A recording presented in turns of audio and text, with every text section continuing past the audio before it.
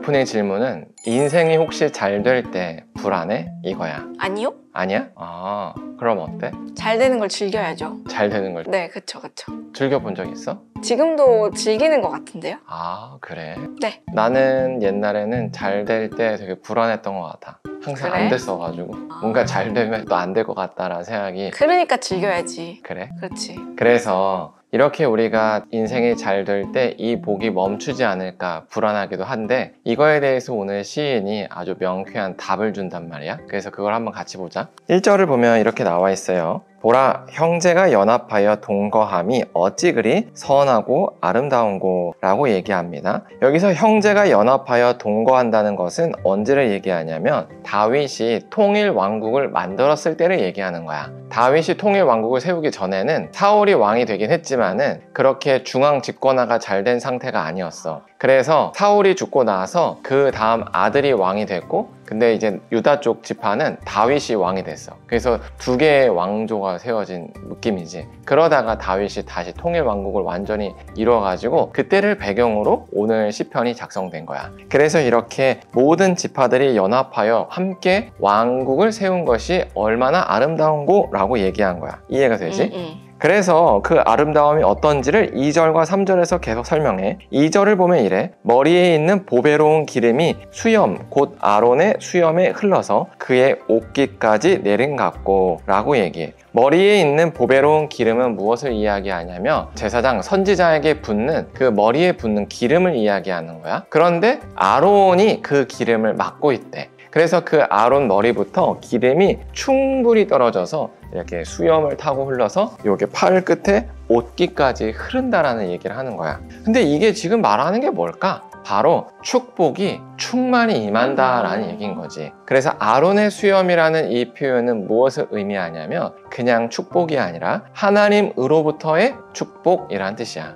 그래서 이스라엘의 그 율법을 상징하는 대표자로서 아론이라는 인물을 가지고 오고 대제사장 아론의 수염과 옷깃까지 하나님의 축복이 충만히 임했다, 이 얘기를 바로 얘기하는 거야. 근데 어디에? 바로 통일 왕국에 임했다, 이 얘기를 하는 거지. 그래서 3절에서 헐몬의 이슬이라고 얘기하는데, 헐몬이 어디냐면은 이스라엘 북쪽 지역의 최북단에 헐몬산이라는 데가 있어. 거기가 가장 높은 산이야. 거기는 만년설이 있어. 그래서 헐몬산은 이스라엘과 정반대의 개념을 가지고 있어. 무슨 말이냐면 이스라엘은 매우 건조한 지역이야. 그래서 물이나 이런 걸 찾아보기 어렵지. 하지만 헐몬산은 만년설이 있기 때문에 그 아래쪽이 굉장히 비옥하고 그 숲이 울창해. 그래서 레바논의 그 백향목 이런 표현이 나오는 이유가 바로 그 헐몬산에 있는 그 울창한 숲지대를 의미하는 거야. 그래서 헐몬산의 이슬이라는 것은 끊임없이 생성되는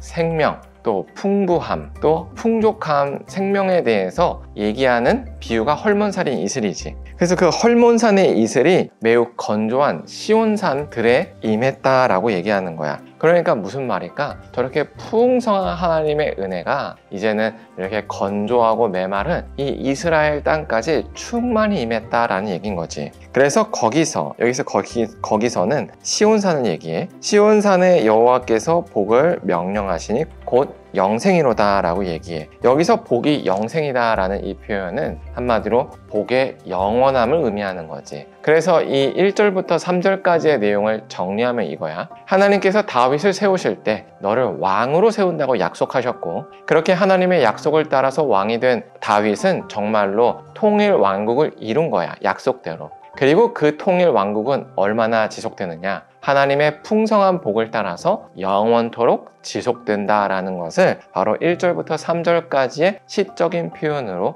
노래한 것이다라는 거야. 어떻게 이해가 돼? 축복이 계속 될 거다. 맞아. 그러니 즐겨라. 근데 생각해보세요. 다윗 왕조랑 우리랑 별 상관이 없다는 거지.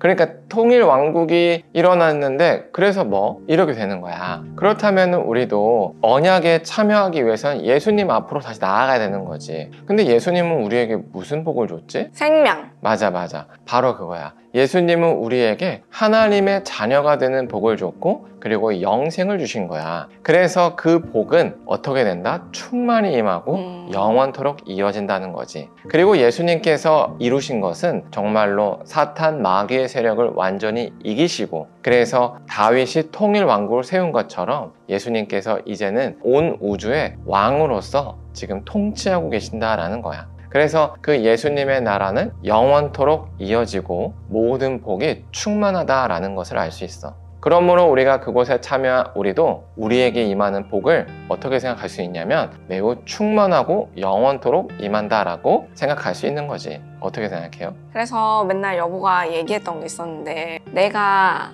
이 세상을 살아가는 동안에 하나님께서는 먹이시고 입히실 것이다.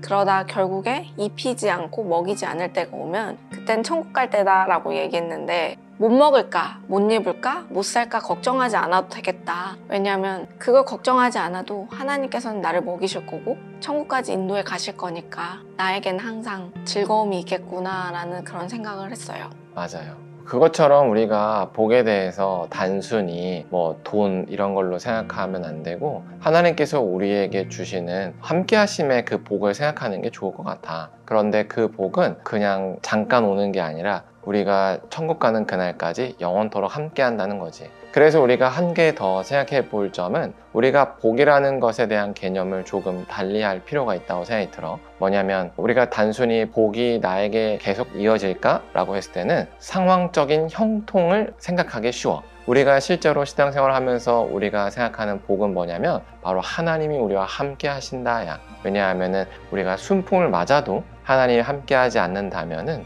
그것은 곧 우리를 타락하는 길로 인도하는 길이고, 반면에 우리가 역풍을 맞을지라도 하나님께서 함께 하신다면 그것은 역풍이 아니라 오히려 전화위복의 그런 복이 될 수 있거든. 그래서 우리가 복에 대한 개념을 내 인생이 잠깐 내 뜻대로 잘 돼서 이게 앞으로도 잘 될까? 안 될까? 이런 걸 생각하는 게 아니라 지금 내 뜻대로 되는지 안 되는 건지와 상관없이 나의 인생은 처음부터 끝까지 하나님의 손 안에서 안전하게 보호받고 있구나, 이것을 믿고 우리가 의지하는 게 바로 오늘 시편에서 말하는 충만히 임한 복과 영원히 임한 복을 우리가 제대로 이해할 수 있는 모습이지 않겠나라고 생각이 들어요. 어떤가요? 그래서 그 아까 얘기했던 거랑 마찬가지로 내가 죽을 때까지 하나님께서 먹을 거, 입을 거 주실 거다라는 그것이 하나님께서 나와 함께 하실 것이다 라는 것 같아요. 그래서 역풍을 맞을 때도 밥은 먹을 수 있고, 순풍을 맞더라도 밥은 먹고 살아갈 일용할 양식을 주시는 하나님을 기억하면서 살려고요.